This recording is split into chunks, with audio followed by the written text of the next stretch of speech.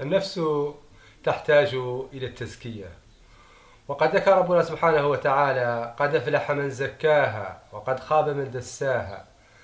ذهب بعض أهل العلم إلى أن المقصود هنا هو زكاة الفطر، تلك الزكاة التي حدد لها رسول الله صلى الله عليه وسلم وقتا محددا لإخراجها. فما هو وقت إخراج زكاة الفطر؟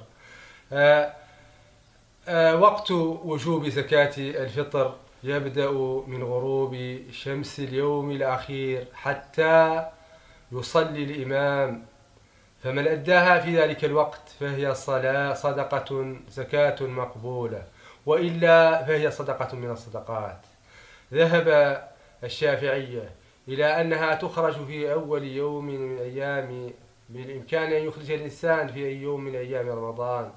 وذهب المالكية والحنفية والحنابلة إلى أن إخراجها يمكن أن يتقدم فيه الإنسان بيوم أو يومين قبل رمضان. وقد كان النبي صلى الله عليه وسلم يبسط البسط في مؤخرة المسجد توضع عليها زكاة الفطر. وحديث الشيطان مع أبي هريرة معروف، فلنراجعه في مظانه.